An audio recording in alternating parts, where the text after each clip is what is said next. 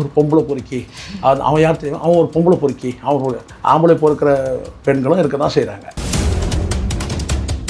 அளவுக்கு அதிகமான அன்பு கூட சில நேரத்தில் இந்த மாதிரி ஒரு சைக்கோத்தனத்தை செய்ய வைக்கும். அது கூட இவன் சரியாக செய்யலைன்னு நினைக்கிறேன் இல்லையா? அப்படிதானே? இந்த அழகு இருக்கிறதுனால தானே இது பண்றேன்னு சொல்லிட்டு அந்த குழந்தை என்ன சார் பண்ணுச்சு? குழந்தைய கொல்ல போறேன் நான் அது மாதிரி உளவியல் தாக்குதல் இருக்குல்ல, அது நியாயப்படுத்தலை. நான் அழகான குடும்பம்னு சொல்லும் போது பல பேர் வந்து பார்த்தீங்கன்னா வந்து அவங்க ஒய்ஃப் ரொம்ப அழகாக இருக்கிறாங்கன்னு சொல்கிறவனும் இருக்கிறான். அதுலேயே வந்து ஒரு வக்கரம் தெரியுது. இப்போ பல பேர் சொல்லும் போது அதான் சொன்னாங்க. என்ன சொன்னாங்கன்னா, ஒரு ஆண் கூட 2 பெண்கள் போறது, ஒரு பெண் கூட 2 பேர் போனதுன்னா இப்ப சகஜமா எடுத்துட்டு போற காலமும் வந்துச்சு. அதே போல இதை அக்செப்ட் பண்ண முடியாம கொல்ற நபர்களும் இருக்காங்க. ஒருவனுக்கு ஒருத்திங்கிறது எதுக்காக? இப்ப அது கடைபிடிக்கிறாங்களா? கடைபிடிக்கணும். ஒரு பெரியவர் என்ன பண்ணிட்டாரு, மனைவியை வந்து கத்தியால் வந்து வெட்டி கொண்டுட்டாரு. அவருக்கு வயசு வந்து கிட்டத்தட்ட வந்து ஒரு 90 வயசு. அந்த அம்மாவுக்கு வந்து ஒரு 10 வயசு கம்மியாக இருக்கும், ஒரு 80 வயசு அந்த அம்மாவுக்கு. ஈசிஆர் ரோட்டில் கொண்டு போயிட்டு ஒரு டப்பாவில் வந்து பார்த்தீங்கன்னா கார் சாவியை போட்டு அப்படி கலக்கிட்டு அந்த சாவி யார் எடுக்கிறாங்களோ அப்படி என்ஜாய் பண்ணி. ஆனால் ஒரு காலகட்டத்துக்கு பிறகு கேட்டால் இந்த செக்ஸில் வந்து பார்த்தீங்கன்னா சலிப்பு ஏற்பட்ட பிறகு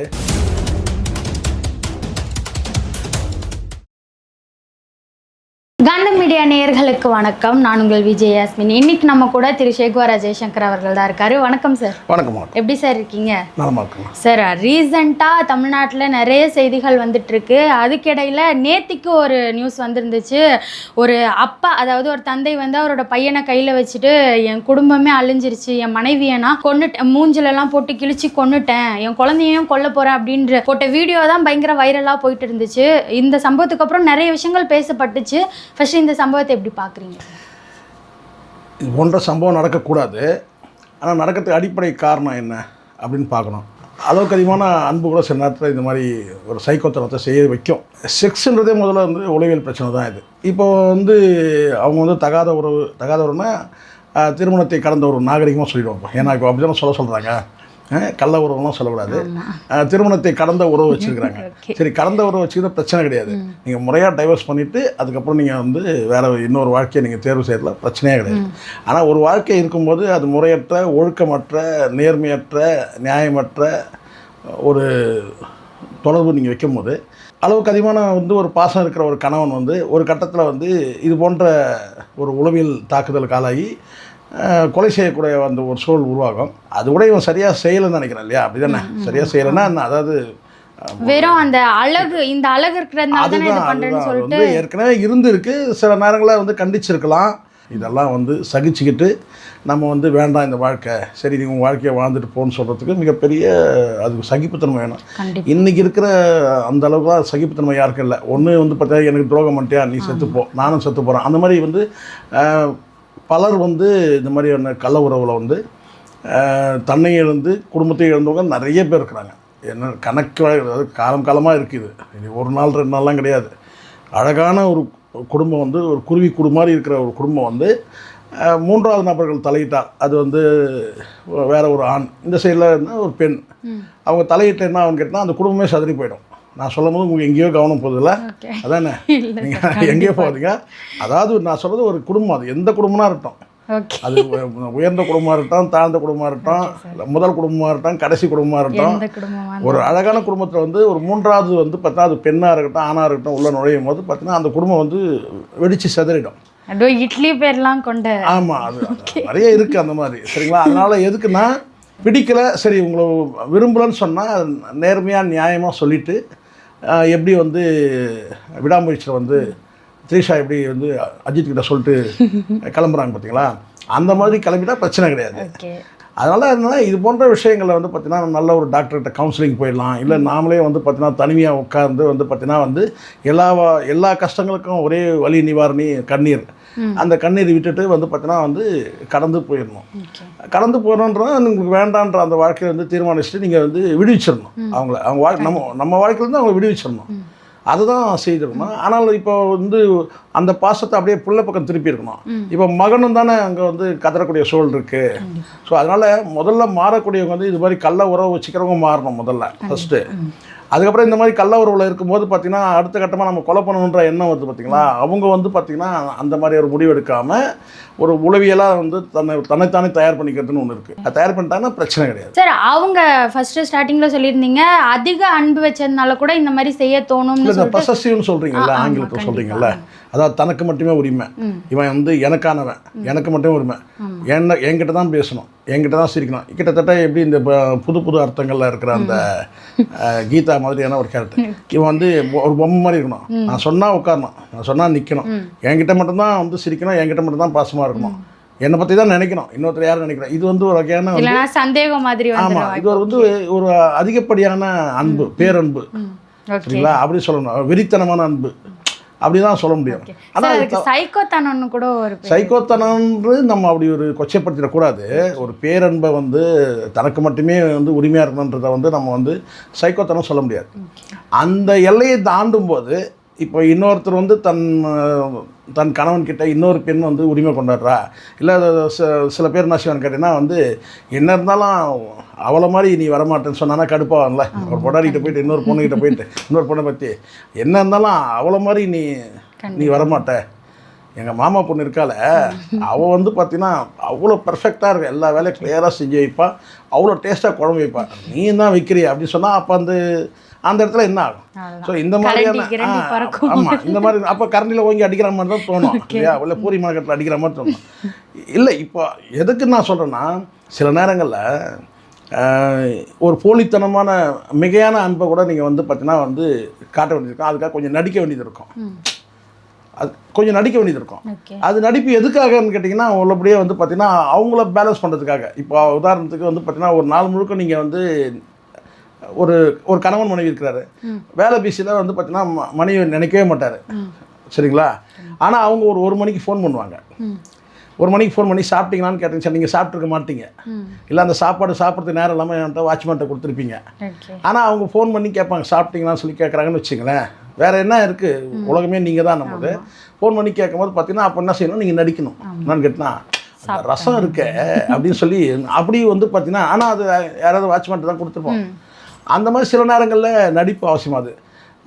ஃபோன் பண்ணி கேட்கும்போது என்ன அப்படின்னா, இல்லை சாப்பிட்டீங்களா, வேலை இல்லை எனக்கு, எல்லாரும் சாப்பாடு செஞ்சு அனுப்பிச்சிட்டு அது வேறு சாப்பிட்டு வெய் சாப்பிட தெரியும் எனக்கு அப்படின்னு ஒரு நாய் மாதிரி விழுந்துன்னு வச்சுங்களேன். அப்போ அந்த இடத்துல வந்து ஒரு விரிசலில் ஒரு வருத்தம் இருக்குது. ஸோ இந்த வருத்தங்கள் தான் காலப்போக்கில் வந்து அதோட இப்படி சொல்லலாம், சூப்பராக அந்த சாப்பாடு நீ சாப்பிட்டியா முதல்ல அப்படி சரி சாயந்தரம் நான் வரும்போது என்ன வாங்கிட்டு வரணும், அந்த மாதிரி வந்து சின்ன சின்ன விஷயங்களில் தான் முதல்ல இந்த கணவன் மனைவி உறவே சின்ன சின்ன புரிதல் இருக்குது பார்த்தீங்களா, அதுதான் ரொம்ப ரொம்ப முக்கியம். அந்த சின்ன சின்ன புரிதல் இல்லாத போது அதுதான் வந்து கங்கை அமரன் வந்து நீங்கள் ஏதோ சைக்கோலாம் நீங்கள் சொல்கிறீங்களே இப்போது நீங்கள் சொல்கிறீங்க தானே, ஆனால் வந்து கங்கை அமரன் வந்து ஒரு பாட்டு எழுதியிருந்தார், கணவன் மனைவி கருத்தால் அமைந்தால் கட்டில் என்பது சின்ன விஷயம், கணவன் மனைவி கருத்தால் அமைந்தால் கட்டில் என்பது சின்ன விஷயம். அப்போது இந்த சின்ன சின்ன புரிதல்கள் இருக்குது பார்த்தீங்களா, அந்த அண்டர்ஸ்டாண்டிங், அந்த கருத்து பரிமாற்றம், அந்த கருத்து ஒற்றுமை, இது வந்து வலிமையாயிடுச்சுன்னா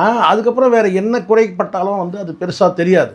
நீங்கள் முதல்ல இந்த சின்ன சின்ன விஷயத்தில் நீங்கள் வந்து கேர்லெஸ்ஸாக நடந்துப்பீங்க, இது என்ன பெரிய ஒரு விஷயம் அப்படி சொல்லிட்டு அப்படின்னாங்க. இப்போ வீட்டில் வந்து செப்பல் வந்து அறுந்து போச்சுன்னு சொல்கிறாங்கன்னு வச்சுங்களேன், அப்போ டக்குன்னு நம்ம என்ன செய்யணும் கேட்டால், நம்ம ஏதோ பொருளாதாரம் கொஞ்சம் இழுபறி நெருக்கடி இருந்தால் கூட நீங்கள் என்ன செய்யணும் கேட்டால், வீட்டில் செப்பல் அறுந்துச்சு சொன்னால் நீங்கள் என்ன சொன்னால் அதை கூட நான் போய் தச்சு எடுத்துகிட்டு வரேன்னு சொல்கிறேன், கணவன் வாங்கி போயிருக்கிறாங்க, அதை தூக்கி போட்டு நான் வேறு ஒன்று வாங்கிக்கலாம், புதுசாக வாங்கிக்கலாம் இப்போது அப்படின்னு சொல்லிட்டு உடனே ஒரு புது செருப்பு வாங்கிட்டு வந்து கொடுக்குறதுன்னு ஒன்று இருக்குது. இதுதான் இந்த மாதிரி அழைச்சின்னு அவங்க என்ன செய்யறான்னு கேட்டால், எங்கள் செருப்பு அறுந்து போச்சுங்க அப்படின்னு சொன்னாங்கன்னா எனக்கு புது செருப்பு வாங்கி கொடுங்கன்றது போகிறோம். அதை மிகையாக புரிஞ்சிக்கணும். நம்ம செருப்பு அறுந்து போச்சுன்னு சொன்னால் ஓ தச்சு கொண்டு வர சொல்கிறா போல இருக்குன்னு சொன்னால் சரி அப்புறம் தச்சுக்கலாம், நாளைக்கு தச்சுக்கலாம், அந்த தைக்கிறது கூட நாளைக்கு தச்சுக்கலாம், இது அப்படி சொல்லக்கூடிய நானே தான் செருப்பு தூக்கி போட்டு வேறு வாங்கிக்கலாம் அப்படின்னு கடைக்கு போகிறோம்ல, நான் வந்து புது செருப்பு வாங்கிக்கலாம், அது தூக்கி போடு அதையும் தச்சுட்டு இருக்கலாம் அப்படி சொன்னோம்னா இதுதான். இந்த மாதிரி நிறைய விஷயங்கள் நம்ம சொல்ல வேண்டியிருக்கோம். சின்ன சின்ன புரிதல்கள் வந்து இது செயற்கையாக நம்ம வந்து அமைச்சிக்க முடியாது தான். இயற்கையாகவே வந்து பார்த்தீங்கன்னா வந்து வாழ்க்கை நடைமுறையில் இது மாதிரி சந்தர்ப்பங்கள் வரும்போது இந்த அன்பு பரிமாற்றங்கள் ஒருத்தர் பண்ணணும். அது பண்ணாமல் வந்து பார்த்தீங்கன்னா நீ என்ன ஒரு அடி நீ விலகி இருக்கிறியா, சரி நான் 2 அடி விலகி இருக்கிறேன், ஓ நீ 2 அடி விலகிருக்கா, நான் 4 அடி விலகி வைக்கிறேன். சரி நீ 4 அடியா, நான் 8 அடி விலகிறேன். ஸோ 8 அடி 10 அடின்னு வரும்போது பார்த்தீங்கன்னா வந்து கண்ணு எட்டாத தூரத்தில் வந்து பக்கத்தில் தான் இருக்கும் உறவு. ஆனால் கண்ணு எட்டாத தூரத்துக்கு போயிடுவாங்க. அங்கே தான் 3வது ஆள் வந்து உட்காருவான். இது 2 தரப்புக்கும் சொல்கிறேன், ஆணுக்கும் சொல்கிறேன், பெண்ணுக்கும் சொல்கிறேன், கணவனுக்கும் சொல்கிறேன், மனைவிக்கு சொல்கிறேன். இந்த இடைவெளி பெரிய இடைவெளி வரும்போது பார்த்தீங்கன்னா அங்கே 3வது நபர் வந்து உட்காருவான். அதுக்கு நீங்கள் வாய்ப்பு தரக்கூடாது. அந்த வாய்ப்பு தந்துட்டீங்கன்னா ஒரு தடவை வந்து ஏதோ ஒரு ஆறுதலுக்குன்னு சொல்லிட்டு நீங்கள் மெல்ல மெல்ல ஆக்கிரமிச்சிருவாங்க. கொஞ்சம் கொஞ்சமாக ஆக்கிரமிப்பாங்க. அது தெரியாது. இங்கே நிறைய பேர் இங்கே நான் தப்பாக சொல்கிறேன்னு புரிஞ்சுக்கூடாது. ஆண்கள்லேயும் நிறைய சேடிஸ்ட்டுகள் இருக்கிறாங்க, இது போன்ற நபர்கள் இருக்கிறாங்க, பெண்கள்லேயும் இருக்கிறாங்க. இந்த கணவன் மனைவிக்கு ஒரு கேப் இருக்குன்றதை புரிஞ்சுக்கிட்டாங்கன்னா அங்கே எப்படி உட்கார்றதுன்றதுக்கு அதுக்கு ஒரு இது மெனக்கட்டு வேலை செய்வாங்க. சரிங்களா? அப்போ இந்த கேப்பை புரிஞ்சுக்கிட்டு அதனால தான் சொல்கிறேன், கணவன் கிட்ட குறை இருந்தாலும் சரி, மனைவி கிட்ட குறை இருந்தாலும் பார்த்தீங்கன்னா அதை 3வது நபர்கிட்ட நீங்கள் ஷேர் பண்ணக்கூடாது. அந்த தப்பை பண்ணவங்க நிறைய பேர் காலி ஆகிட்டாங்க. 1000 பிரச்சனை இருந்தாலும் கணவன் வந்து பார்த்தீங்கன்னா கணவன் பற்றி குறை வந்து இன்னொருத்தர்கிட்ட சொல்லக்கூடாது. அது ஆணாக இருக்கட்டும், பெண்ணாக இருக்கட்டும். அந்த பெண்கிட்ட சொன்னாலும் அவங்களுடைய வந்து பார்த்தீங்கன்னா அவங்க சும்மா இருக்க மாட்டாங்கல்ல, அவங்க அடுத்தவங்ககிட்ட சொல்லுவாங்க. அது அப்படியே போகும்ல. இன்னொரு மனிதர்கிட்ட வந்து பார்த்தீங்கன்னா நெருங்கிய உறவு அது யாராக இருந்தாலும் சரி, அந்த உறவை வந்து பார்த்தீங்கன்னா இன்னொருத்தர்கிட்ட சொல்லக்கூடாது. இப்போ ஒரு ஃப்ரெண்டுக்கிட்ட வந்து உங்களுக்கு மனமாச்சரியம் இருந்தாலும் கூட இன்னொரு ஃப்ரெண்டுக்கிட்ட அதை ஷேர் பண்ணக்கூடாது. அதெல்லாம் இயல்பாக பண்ணிடுவாங்க, சில பேர் பண்ணிடுவாங்க. சார் இப்போ ஹீலிங்னு ஒன்று, இந்த ஹீலிங்ன்றதே வேணாம் எனக்கு. அந்த ஹீலிங்னு கேட்டாலே தலையில் காலிலிருந்து தலை வரைக்கும் அந்த ஹீலிங்னு போனாலே அந்த நீங்கள் சொன்னாலே வந்து அந்த பொண்ணு ஞாபகம் தான் வருது, அந்த கெலிஷான்னு சொல்லிட்டு. நீங்கள் அழகான குழந்தை இருக்குது, புருஷாக இருக்கிறான், விருப்பப்பட்டு ஒரு வாழ்க்கை இருக்குது. அதுக்கப்புறம் நீங்கள் ஒரு 3வது மனிதரை கொண்டு வந்து நீங்கள் வந்து உங்கள் படுக்கையை வந்து பகிர்றீங்கன்னா அப்போ வந்து அதுக்கு ஒரு கணவன் வந்து அந்த இடத்துல வந்து சூழ்நிலையில் வந்து பார்த்தீங்கன்னா வந்து உளவியெல்லாம் வந்து பாதிக்கப்படுறான். அப்போ கையில் வந்து கத்தி எடுத்து நீங்கள் கவரிமான்னு ஒரு படம் இருக்குது, பழைய படம் தான், நெட்டில் ஃப்ரீயாக தான் இருக்குது பாருங்கள். அதெல்லாம் நீங்கள் எங்கே பார்க்க போகிறீங்க? நீங்கள் பார்க்குறது டியூடு இந்த மாதிரி படம் தான். அந்த படத்தை பார்த்தீங்கன்னா கவரிமான் படத்தில் ஒரு நல்ல ஒரு வாழ்க்கை, ஒரு சுப்பீரியர், அதாவது குடும்பமே வந்து பார்த்தீங்கன்னா ஒரு ஜட்ஜோட குடும்பம். அந்த குடும்பத்தில் வந்து எல்லோரும் நல்ல பொசிஷனில் இருப்பாங்க. சிவாஜியும் நல்ல ஒரு பொசிஷனில் இருப்பார். ஆனால் வந்து மனைவி வந்து பார்த்தீங்கன்னா ஆடம்பரத்தையும் இந்த மாதிரியான விஷயங்களை வந்து எதுலேயுமே திருப்தி அடையாத ஒரு பெண்ணாக இருப்பாங்க. பிரபீலா தான் நடிப்பாங்க. அப்போ இவர் வந்து ஃப்ளைட்டுக்கு போவார், ஃப்ளைட்டு கேன்சல் ஆகிடும். ரிட்டர்ன் வரும்போது பார்த்தீங்கன்னா அவங்க இன்னொரு ஆணோட இருப்பாங்க. அப்போ வந்து சேர் கட்டினா பாட்டில் வச்சு அடித்து கொண்டுடுவார். அந்த வாழ்க்கை வந்து அந்த படம் முழுவதும் இதை பற்றி தான் பேசும். அதுக்கு பிறகு அவங்க மகள் வந்து இதே மாதிரி, அது ஒரு பையன் இருக்கிறான் இல்லையா, அந்த மாதிரி வந்து ஒரு மகள், அது ஸ்ரீதேவி, அவங்களுடைய வந்து பார்த்தீங்கன்னா அப்பாவே வெறுத்துருவாங்க. ஆனால் அவங்களுக்கு தெரியாது எதுக்காக அப்பா கொண்டாருன்றது தெரியாது. அப்புறம் வயசு வந்து புரிஞ்சிக்கும் போது அப்போ வந்து அப்பா நல்லவர் சொல்லி புரிஞ்சிக்கிற மாதிரி ஒரு வாழ்க்கை. மகளுக்காக மீண்டும் ஜெயிலுக்கு போகிற மாதிரி, இன்னொரு கொலையை பண்ணிவிட்டு ஜெயிலுக்கு போகிற மாதிரி, மகள் செய்கிற கொலையை வந்து தான் ஏற்றுக்கிட்டு ஜெயிலுக்கு போகிற மாதிரி கதை. எதுக்கு இதை சொல்கிறேன்னா, இது போன்ற பல படங்கள் வந்து நீதி கதைகள் நிறைய இருக்குது. இது மாதிரி வந்து பார்த்தீங்கன்னா குடும்ப வாழ்க்கையில் வந்து எப்படி வந்து இருக்கணும், எப்படி வாழணும்னு சொல்கிறதுக்கு பல படங்கள் சொல்லப்பட்டிருக்கு. சரி, ஓகே சார். இப்போ அவங்க வந்து இன்னொருத்தரோட தொடர்பில் இருந்தாங்க, அதுக்கு கோவம் வந்து அவரை வெட்டினாரு, அதெல்லாம் ஓகே. அந்த குழந்தை என்ன சார் பண்ணுச்சு? குழந்தைய கொல்ல போகிறேன் நான், அது மாதிரி இது ஒரு அதுதான் நான் சொல்கிறேன்ல. இப்போ நீங்கள் சொன்னாங்க அந்த உளவியல் தாக்குதல் இருக்குல்ல, அதை நியாயப்படுத்தலை நான். அந்த மாதிரியான ஒரு இது சொன்ன ஒரு பிரம்ம பிடிச்ச மாதிரி, திக்கி பிடிச்ச மாதிரி ஆயிடுறானுங்களா. அப்போ என்ன பண்ணணுன்றது அவங்களுக்கு தெரியாது. எத்தனை பேர் வந்து பார்த்தீங்கன்னா பிள்ளைகளை கொண்டு போய் கிணத்துல போட்டு தற்கொலை பண்ண பெண்கள் இருக்கிறாங்க. எத்தனை ஆண்கள் வந்து பார்த்தீங்கன்னா மனைவியும் பிள்ளையும் கொண்டுட்டு வந்து பார்த்தீங்கன்னா செத்து போனவங்க இருக்கிறாங்க. நிறைய இருக்குமா. ரோஜாப்பூ ரவிக்கைக்காரன்னு ஒரு படம், அந்த மாதிரி ஒரு படம் வந்து இன்னொரு படம் வருமா? அந்த படத்தில் அந்த மாதிரி சொல்லியிருக்கு. நீங்கள் அந்த ரொம்ப பொறுமை வேணும். ஆனால் அந்த படம்லாம் உங்கள் காலத்தில் வரல. அதனால் ஒரு வேளை இந்த குற்றங்கள் நிறைய நடக்குதான்னு தெரில. இப்போ பல பேர் பேசுகிறாங்க வந்துட்டு, ஒரு நல்ல குடும்பங்க, அழகான குடும்பம், உள்ளபடியே இருந்தேன். சரிங்களா? அழகான குடும்பம்னு சொல்லும் போது பல பேர் வந்து பார்த்தீங்கன்னா வந்து அவங்க ஒய்ஃப் ரொம்ப அழகாக இருக்கிறாங்கன்னு சொல்கிறவனும் இருக்கிறான். நான் இல்லைன்னு சொல்லலை. அதுலேயே வந்து ஒரு வக்கரம் தெரியுது. இப்போ பல பேர் சொல்லும் போது அதுதான் சொன்னாங்க. என்ன சொன்னாங்கன்னா, சார் ஒய்ஃப் வந்து ரொம்ப அழகாக இருக்கிறாங்க சார். அப்போ இவன் எப்படி இருக்கிறான்? அந்த அழகெல்லாம் அப்போ தான் நான் ஒரு வார்த்தை சொன்னேன், அழகெல்லாம் ஒரு பெரிய விஷயம் கிடையாது. ஒரு வாரம் ஜுரத்தில் பார்த்தா முடிஞ்சிச்சு கதை. இது ஒரு வாரம் ஆகாரம் உள்ளே போகலன்னா நாய் மாதிரி ஆயிடுவான் யாராக இருந்தாலும். வாழ்க்கையில் நிறைய பேர் நமக்கு வந்து பொறுக்கிகள் குறுக்கிடுவாங்கம்மா. அது ஆண்களாக இருக்கட்டும், பெண்களாக இருக்கட்டும். சில பேர் சொன்னால் அதில் தான் கோவம் வருது. எல்லோரும் இப்போ ரொம்ப காலங்காலமாக சொல்லிட்டு இருக்குது இதே தான் கேட்டால் அவர் பொம்பளை பொறுக்கி, அவன் யார் தெரியும், அவன் ஒரு பொம்பளை பொறுக்கி, அவன் ஆம்பளை பொறுக்கிற பெண்களும் இருக்க தான் செய்கிறாங்க. ஓகே. நாம தான் எச்சரிக்கலாம். அதில் வந்து நான் ஆம்பளை பொறிக்க சொன்னால் நீங்கள் தான் முதல்ல புதுசாக அந்த வார்த்தையை கண்டுபிடிச்சிங்கன்னு சில பேர் வந்து கமெண்ட்டில் போட்டாங்க. ஓகே. இருக்கிறத பேசணும், ஒரு நியாயமாக பேசினா ரெண்டு தரப்புலையும் இருக்குது. இப்போ இவங்க யார்? அவன் வந்து பார்த்தீங்கன்னா பொம்பளை பொறுக்கி, இந்த அம்மா யார்? கணவன் இருக்கிறான், குழந்தை இருக்குது, ஒரு குடும்பம் இருக்குது, கௌரவம் இருக்குது இல்லையா? பிரியாணி அபிராமிக்கு அடுத்தது இது இவங்கள தான் சொல்லணும். அடுத்தது சார் நீங்கள் சொல்கிற மாதிரி இப்போது பெண்கள் சைட்லேருந்து பார்த்தாலும் இந்த மாதிரியான விஷயங்கள்லாம் இப்போ சகஜமாக போயிடுச்சு. ஒரு ஆண்னா ஒரு ஆண் கூட 2 பெண்கள் போகிறது, ஒரு பெண்ணா ஒரு பெண் கூட 2 பேர் போனதுலாம் இப்போ சகஜமாக எடுத்துகிட்டு போகிற காலமும் வந்துச்சு. அதே போல் இதை அக்செப்ட் பண்ண முடியாமல் கொள்கிற நபர்களும் இருக்காங்க. ரெண்டுமே இப்போ சகஜமாக போயிட்டு இருக்கும்போது யார் மேலே தான் மெயின் குற்றம் இருக்கு? சகஜம்னு சொல்லக்கூடாதுமா. எது சகஜம்னு இருக்குல்ல, நீங்கள் போகிறதுன்றது இல்லை, நீங்கள் உறவு வச்சுக்கூடாது இல்லை. ஒருவனுக்கு ஒருத்திங்கிறது எதுக்காக? இப்ப அது கடைபிடிக்கிறாங்களா? கடைபிடிக்கணும், பிடிக்கிறாங்களான்லாம் கிடையாது. யாரோ 4 பேர் இருக்கிறாங்கன்றதுனால அந்த 4 பேர் மட்டும் 40 பேரும் போயிடக்கூடாதுல்ல. இல்லை இதெல்லாம் தேவையே இல்லை. ஒரு 2 வருஷம் நீங்கள் இங்கே வாழ்ந்துக்கலாம், 2 வருஷம் அங்கே வாழ்ந்துக்கலாம். இல்லையா வந்து பார்த்தீங்கன்னா வந்து ஈசிஆர் ரோட்டில் கொண்டு போயிட்டு ஒரு டப்பாவில் வந்து பார்த்தீங்கன்னா கார் சாவியை போட்டு அப்படி கலக்கிட்டு அந்த சாவி யார் எடுக்கிறாங்களோ அப்படி என்ஜாய் பண்ணலாம். இது என்ன அவனுக்கு கேட்டால் ஒரு என்ன சொல்கிறீங்க, இது போன்ற இந்த செக்ஸில் ஆர்வம் உள்ளவங்களுக்கு வேணால் இது முதல்ல சரியாக இருக்கலாம். ஆனால் ஒரு காலகட்டத்துக்கு பிறகு எனக்கு கேட்டால் இந்த செக்ஸில் வந்து பார்த்தீங்கன்னா சலிப்பு ஏற்பட்ட பிறகு நம்மளை ஆத்மார்த்தமாக உடலை நேசிக்காமல் உள்ளத்தை நேசிக்கக்கூடிய ஒரு ஆத்மார்த்தமான உறவு இல்லையேன்னு சொல்லி நம்ம நினைப்போம். அதனால தான் நான் சொல்கிறேன். அப்போது அந்த இடத்துல வந்து பார்த்தீங்கன்னா இங்கே நீங்கள் எடுத்துங்க. இப்போ உதாரணத்துக்கு உங்களுக்கு ஒரு சின்ன உதாரணம் சொல்கிறேன். இந்த சைடில் வந்து கன்னியாகுமரி சைடில் ஒரு வருஷம் 1.5 வருஷம் இருக்குன்னு நினைக்கிறேன். ஒரு பெரியவர் என்ன பண்ணிட்டாரு, மனைவியை வந்து கத்தியால் வந்து வெட்டி கொண்டுட்டார். அவருக்கு வயசு வந்து கிட்டத்தட்ட வந்து ஒரு 90 வயசு. அந்த அம்மாவுக்கு வந்து ஒரு 10 வயசு கம்மியாக இருக்கும், ஒரு 80 வயசு அந்த அம்மாவுக்கு. இவர் வந்து கொண்டுட்டார். ஆனால் அவர் பிள்ளைகளுக்கு வந்து 4 பிள்ளைகளும் 5 பிள்ளைகளும் அவருக்கு இருந்தாங்க. இறந்துட்டார். அவர் வந்து பார்த்திங்கன்னா அந்த அம்மா இறந்துட்டாங்க. வெட்டி கொண்டுட்டார். எதுக்காக வெட்டி கொண்டாருன்னு சொன்னால், இவங்களுக்கு வந்து பார்த்திங்கன்னா பராமரிக்கிறதுக்கு யாரும் பராமரிக்கவே இல்லை. அந்த அம்மா கிட்டத்தட்ட படுக்கையாக வந்து கிட்டத்தட்ட மாத கணக்கில் இருக்கிறாங்க.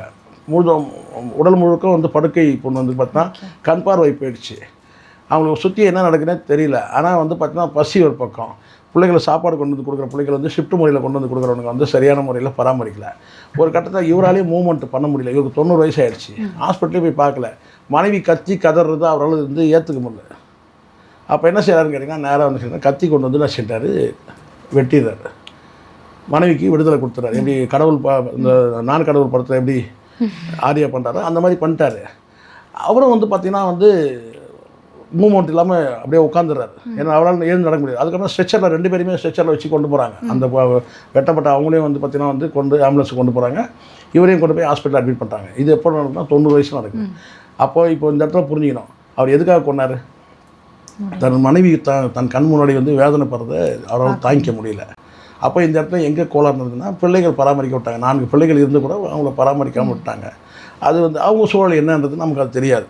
இது எதுக்காக சொல்கிறேன்னா, கணவன் மனைவி உறவுன்றது வந்து பார்த்திங்கன்னா ஒரு உன்னதமான உணர்வு, ஒரு உறவு. அது வந்து நீங்கள் என்ன செய்கிறீங்கன்னா வந்து இல்லை நமக்கு இதெல்லாம் தேவையில்லை, நம்ம வந்து இந்த மாதிரி வந்து ஒரு மாடர்ன் கல்ச்சர் இது அப்படின்னு சொல்லிட்டு நீங்கள் தினம் ஒரு 2 நாளைக்கு ஒரு முறை 3 நாளைக்கு ஒரு முறை வந்து ஒருத்தரை வந்து பார்த்தீங்கன்னா வந்து உறவு வச்சுக்கலாம். இல்லை 2 வருஷத்துக்கு ஒரு நீ இது 3 வருஷம் கழிச்சு அவன் வா, நீ 2 வருஷம் கழிச்சு நீ போ, நீ வா அப்படின்னு உறவு வச்சுக்க முடியாது.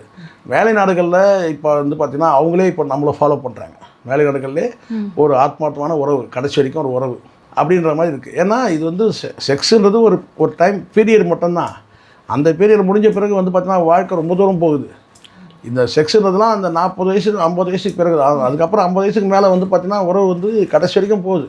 கடைசி நீங்கள் 90 வயசில் நீங்கள் வாழ்ந்தாலும் பார்த்தீங்கன்னா 80 வயசில் வந்து கொண்டு வந்து உங்களுக்கு காப்பியோ ஏதோ இல்லை வந்து தைலமோ ஏதோ ஒன்று ஒரு ஹெல்ப்பு, ஏதோ ஒரு அட்லீஸ்ட் உங்கள் கஷ்டத்தை கேட்கறதுக்காவது, ஆனால் உடல்நிலை சரியில்லைன்னு சொல்கிறத வந்து ஒருத்திட்ட சொல்கிறதுக்காவது ஒரு ஆள் வேணும்ல. இப்போ நீங்கள் சொல்கிறீங்க இல்லையா, இதெல்லாம் வந்து டெம்பரரி இப்போதைக்கு வேணால் சரியாக இருக்கும், இந்த இளம் வயது இருக்குது சரியாகும். ஆனால் ஃப்யூச்சர் என்ன? செக்ஸ்ன்றதும் ஒரு உளவியல் சிக்கல். அதில் உளவியல் சிக்கல். அங்கே வந்து ஒரு தெளிவான பார்வை இருந்ததுன்னா பிரச்சனையே கிடையாது. நமக்கு கணவன் இருக்கிறான், நமக்கு தேவையை பூர்த்தி செய்யறதுக்கு கணவன் இருக்கிறான், அவ்வளோதான். என் தட்டில் என்ன சாப்பாடு இருக்கோ அந்த சாப்பாடு நான் சாப்பிட்ணும். பக்கத்து தட்டில் பார்த்தா சிக்கல் தான். அங்கே கை வச்சு சாப்பிட்லாம், இல்லை அந்த தட்டில் போய் உட்காந்துக்கலாம்னு சொன்னால் சிக்கல் தான். அந்த மாதிரி பல பேர் வந்து பல தட்டில் சாப்பிட்றவங்க இருக்காங்க. நான் இல்லைன்னு சொல்லலை, உங்களுக்கு யார் மேலே ஞாபகம் தெரியல எனக்கு. பல தட்டில் சாப்பிட்றவங்களும் இருக்காங்க. ஆனால் நம்ம தட்டில் சாப்பிட்ணும், அவ்வளோதான். இன்னொருத்தர் தட்டில் போய் உட்காந்து சாப்பிட்டா பிரச்சனை தான் அது. சமுதாயம் சார்ந்த நிறைய விஷயங்களை பகிர்ந்ததுக்கு நன்றி. நன்றிமா.